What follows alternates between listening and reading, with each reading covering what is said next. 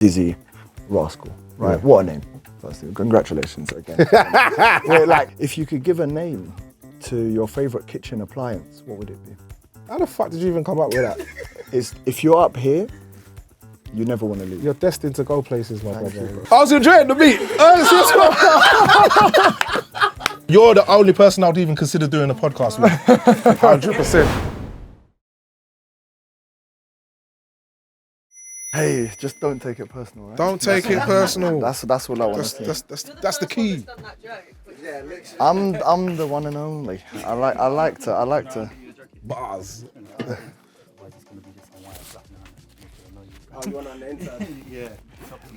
How close can I get without you getting uncomfortable? Just for the camera As shot. long as you don't end up on my lap, man. That I can assure you. I know people search for virality these days. Would that go viral? Yes. Would it be what we want? No. Where you from? Like, Country-wise. Yeah. Have a guess. Iran. Actually, I gave someone 4 multiple choice options earlier, and Iran was one of them. That's wrong. Egypt. No. You've got Turkey, Uzbekistan. Lebanon, and Afghanistan left. Is that a real choice or is that just no, one of them's right. I feel like you're Lebanese. I'm Lebanese. I was gonna say Lebanese first, but I don't know why I said Egyptian. You looked at me and that look, I felt it. You thought you bought a kebab off me in Dalston at 3 a.m. Edgware Road. I felt it. I felt it. I saw the look. You're like, double halloumi. Double halloumi. Extra garlic. And I was like, yes, that was me. Because It's official. I'm moonlighting Wood Green. I went to a Lebanese restaurant last night. Which one? Al Satin. What do you mean? Al something. Do you know what that means in English? The. That's like me going the something. It's like Al. It's like L. Like Al Habib and something. Yeah. It was on Edgware Road, so there's a bunch. Al Balad. Al Alab. Al Balad. Balad. B-A-L-A-D. No, they're the dons on the street. Because they've got one there and one right across the road. Al Arez. A-R-E-Z. Al Arez. Yeah. We supply them. None of my parents work in the business. Yeah. Sick. Do you want some chickpeas? I had some couscous yesterday. The couscous was raw. Are we rolling? Yeah, we're We're bonding over Fatouche. I'm literally. Oh, you got Fatouche yesterday? I got Fatouche a few days ago. I'm literally still. selling Dizzee chickpeas right now. Yeah, It's actually kind of like man. selling. Well done. Hey, I'm giving you the chickpeas. We're active, man. VIP.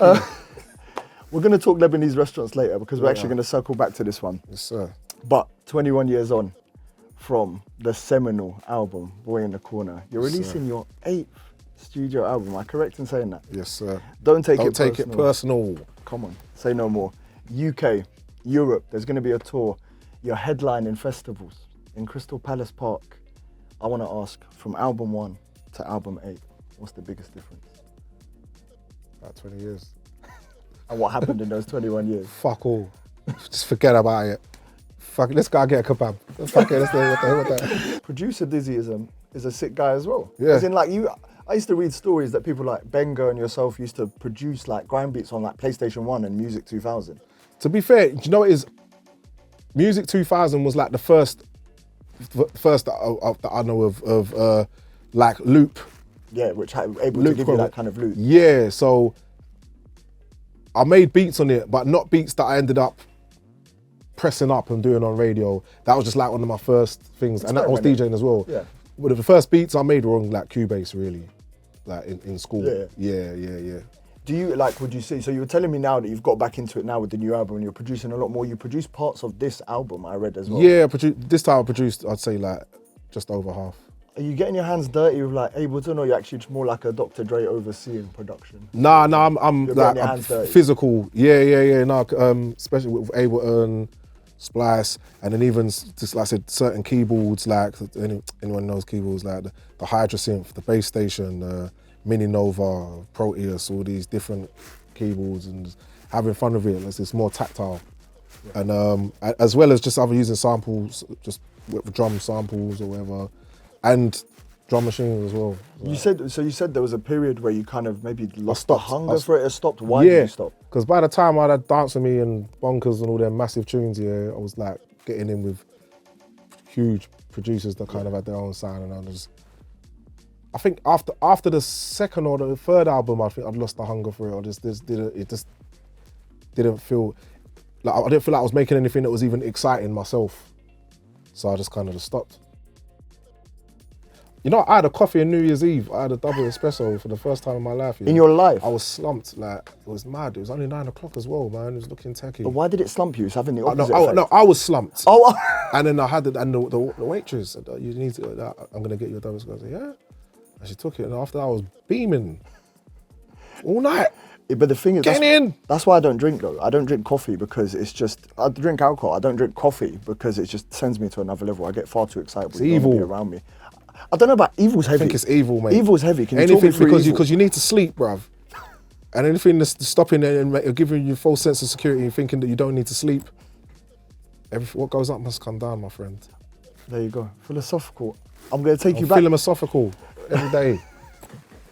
I'm going back to when I was a teenager and we're talking about this pop phase because obviously we love you for the earlier stuff. We love you for all the stuff. Like, as in, to be honest, all of it brings together the package, which is Dizzee Rascal. It's all stuff which has come out of your head and your brain, and we like that. But I remember, so a lot of like British teenagers used to go to Newquay, right? And they used to go like camping and stuff like that, age 16, 17. And there was one club in Newquay, and for 7 days straight when we were there, every night you would hear, I wake up every day is a daydream. Right. And in the phone parties and stuff like that. I just remember it being probably one of the most iconic pop tracks of the time. Do you look at those tracks and are you extremely proud of them, or do you like your other stuff more? Like, what stuff would you say is internally mostly? No, I love that stuff, especially when it comes to live. But the crazy thing here is that at the time, those songs, they became, it's like I said earlier, like they became the sound of pop. Yeah. But they weren't. They were still, it was a gamble for me to do that. And it wasn't like I wasn't in a situation, I was independent by that time. I wasn't signed to anyone. So it wasn't like how people would imagine. The label said, oh, come, we need a hit now. It wasn't like that. So you say it was a gamble. Why did you take the gamble, and what was the gamble? It started with Dance With Me. Yeah. So with Dance With Me, I actually got a beat from Groove Armada. I'd written to it, so I wrote the lyrics to Dance With Me, and then I took it to my manager and said, those are good lyrics, man, but I think you can get a better beat. And I was already liked Calvin Harris, and I'd seen him at a Radio 1 big weekend or something like that. Okay. And I'd introduced myself to him and said that, yo, man, I really like what you're doing and all that. I'd like to do something with you. He said, cool. So anyway, now I had this song that I'd written, and I thought, oh, let me ask him for a beat. So that's why I got him involved. The tune got made, blah, blah, blah. Ended up going #1 for a month or whatever. Which is ridiculous in itself. Yeah, because it's crazy time. You already had Fix Up Look Sharp at this point, which went #1 as well. Nah, that's so crazy. But people think that Boy in the Corner, a lot of stuff on there. Did Fix Up Look Sharp get a #1? I think it was like 15 or something, or 20 or something. Really? Like that. Yeah, Boy in the Corner was like number 23 in the charts. Oh wow, sorry, apologies. I Love You was like 30 or something like that. But the impact, it's so crazy how the impact for things is sometimes bigger than chart position. Yeah. But the impact of that track, I mean, we don't need to even speak about how much impact it had. I look at that phase and I just think you come from such a sparring environment, the grime genre. Did any of your boys get onto you about you venturing into those kind of genres? Nah, because again, like I'm saying, it's not, it wasn't even a genre. It was genre bending, you could say. It just, I tried a thing and it just became so big that it became pop. Even with Bonkers, it's not like house music or dance music sounded like that song at the time. You know what I'm saying? How many MCs like you were spitting over that kind of beat? So there wasn't anything really before it, I think. Nah, there've been a few people jumping on dance music. Yeah, but in a different style. I think that sound was quite specific. That's why I think it blew up. Exactly. Yeah, and by the time I didn't you can't just activate the pop button. You know what I mean? but when something's big, it looks like that. So that's when you know you smashed it, because people they see, well, you were doing that and now you're doing that, but they don't know that it's you didn't know. You just go and watch the Dance With Me video. Did that look like a video that knew it was gonna be that? Yeah, but however many years on now, you look at that video and because it was made like that, it's so iconic. It just feels like it's part of UK history now. But we're just trying a thing, we want a big budget for it, and which is a message we want to send out to people. By the way, always try a thing. Try a thing. Man. Always try a thing. Yeah. I like ending the kind of interviews with a little game, something light-hearted. Yeah. And I just thought, I'm looking at your name, Dizzee Rascal. Right. Yeah. What a name. Firstly, congratulations again.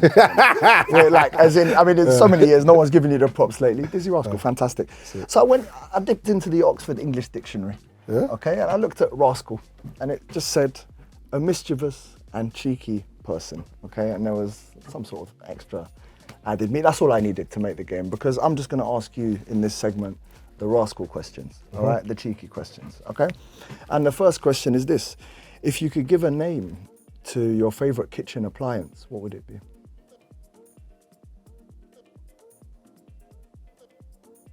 How the fuck did you even come up with that? If you're up here, you never want to leave. You're destined to go places, my Thank brother. you, bro. You're Thank you, creative, thank man. You need to write a book or a movie or some And shit. to- You working on it? I'm working on I everything. figured. I'm actually gonna. I need to come up with a answer for that. That's what I'd hope. Yeah. Yeah. What, like when Say you're it in the again. kitchen, like if you could give a name to your favorite kitchen appliance, just you're in the kitchen, what's your favorite thing to use? What name would you give it? Like mine's Mickey the microwave. But then people tell me microwaves are bad for you. Everyone's talking about air fryers. All out of the oven. All of the It has to be oven though. all of the oven. Oven. Big shout. All of the Yeah, oven. I think so. The West African flavors. Yes. Do you believe in aliens? I went through my alien phase, you know, bro. Now I we're did talking. Sitchin, Unpack it for me. all of that. Anunnaki, the lot. I smoked a lot of weed them times. So teach me something. What you learned in the alien phase? Alistair Crowley, all that shit. We look for the aliens, the alien technology, fucking Oppenheimer, this, that. I went through that. Then I stopped smoking weed. And I was like, yeah. I did notice that, that guy come out end of last year saying, like, they basically released and exposed, like, there's aliens. And no one cared.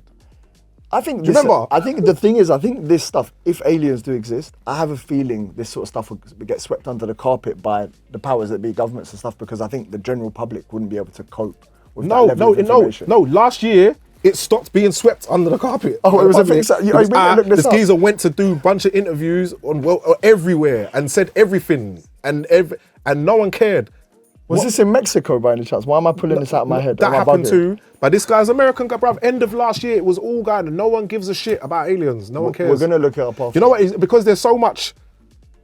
A fucking 10-year-old could make a like fake video now. Like no one knows what's real. The other day during Miami talking that there was big black aliens in the mall, and there was a shooting and that. And then other people said, "No, there's a bunch of black boys having a fight outside." And it was all bad. There's 400 police cars down there, bruv. There's alien sightings everywhere, yeah, and there's cost of living crisis. People ain't got time, man. or whatever's going viral, that's what they care about. So we're gonna say, listen, a lot of people can create alien kind of narratives, but to answer the question, do you believe in aliens? We both do. I don't know anymore. I believed it more when we were smoking weed. And what this geezer said, yeah, is that a lot of the aliens, or the UFOs and that saying is not actually alien technology, it's actually advanced technology that we've got.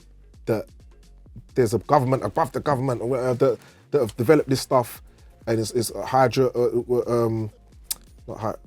anti-gravitational sort of, but it's not really anti-gravitational. There's a proper word for it. That's what he was saying, and the reason it's being kept under wraps because if people knew that there was a way to move vehicles without using fossil fuels and whatever the fuck else, you are taking us down a rabbit.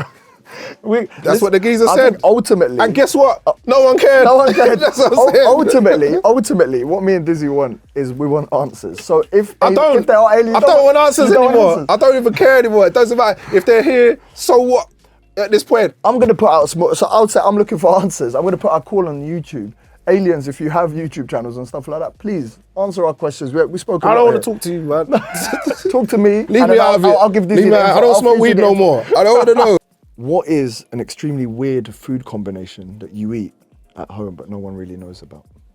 I can give you my example. I put salt on like sour apples, like green apples. I put salt on them. It's so buff. I also put like Tabasco on carrots and just munch them, or any hot sauce I find at home. Just to give you a few examples of my bookie behavior at home. So sometimes I have crunchy nut cornflakes with Cocoa Pops and warm milk. Why is that weird? This interview's over, man. It's a have it. What's it called? I used to blems why is that cereals when I was younger. But why is that weird? Everyone is does. it- I do that a lot. Oh, it's not so A weird. lot of then. people. I'm Do you trying guys to blend cereals? You've never blended It is two weird. cereals. Oh, it's weird. Blended It's weird. Marcus blends. There's a blems Yeah, out. we got.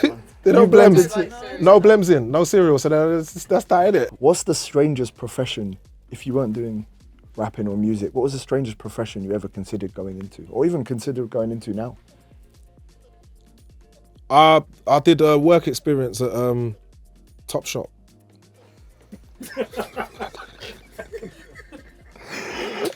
And Just before Boy in the Corner. and how was that? What did they have you do? I don't. You know what? To this day, I don't know how it was because I did it, went away for the weekend, come back, and they just wouldn't let me in. Why do you think that was? I never got an answer. I just came back there. I was all ready for the thing. My feet was hurting for the shoes. I was standing up all day. I came in my shirt, and I said, come and say, oh, didn't they tell you that you're not coming back? I said, oh, That's nice. why? What's going on? No. You just they didn't even let me in the shop. Like, what if you allowed in? How many shifts did you No, do? but I for might have them? wanted to buy something. Where did we allowed in? I was only there for a week. The work experience is 2 weeks, isn't it? They That's just didn't so let me weird. in. The school never told. No one told me. I just weren't allowed back in. Surrey Keys. Did you do Top Shop. the Surrey Keys Top Shop? I don't even Yeah, think Surrey man. Keys Top Shop is Like, even there anymore. Oh well. maybe if they would have fucking, you know what I mean, let me finish the course, they'll still be up and running. Who knew? See, that's what happens. Listen, that's what happens. You hear that? Last but not least, we did the Rascal questions. They're great answers, to be honest. I need to talk to you about the Lebanese food, the munch. What do you order? Fattoush. Fattoush. Yeah. So what else do you order? Fattoush is cold. You listen, mate. Oh, is that what it means? No, sorry. Fattoush is cold, as in like it's good. Oh, good. Oh, nice. All right. No, but it is It's a also, cold dish. It is also cold. I think it is a cold, right? It is Okay, also yeah, cold. yeah. There's two salads in like Lebanon. There's fattoush and there's tabbouleh. I You love ever had the a tabbouleh. I had tabbouleh today. Did you actually? Yeah, because the Greeks do it as well, innit? Like, it's a certificate. But do you know what the trick is? Like, you have to really finely chop the parsley. Yeah. And like the tech, my mum is your favorite rapper's favorite rapper. Like the other mums come to watch her chop parsley. Yeah. It's like that kind of lesson. Yeah, nice. And if you don't chop that parsley fine, the tabbouleh will not. Just tabbouleh. forget about it. Forget about it. your tabbouleh. Yeah. Nah, so I actually had that today. Had that before coming today. there. See, Yeah, facts. Lebanese munch a lot. Yeah. And, well, I got it from a Greek place. I got it from. Oh wow, that's mad. So Yeah. you don't eat Lebanese. You eat Greek. I don't know. I think there's a bit of crossover There between must be Mediterranean crossover. and. There will be yeah, crossover, I'm everywhere. sure. But I love a shawarma. I remember the first time I had a shawarma Yeah. in Edgware Road. Come on. So what is this? Oh my God! What is that? I was joy. hooked. You're just He was dripping everywhere. It doesn't matter. holding it like the World Cup. He's rubbing it everywhere.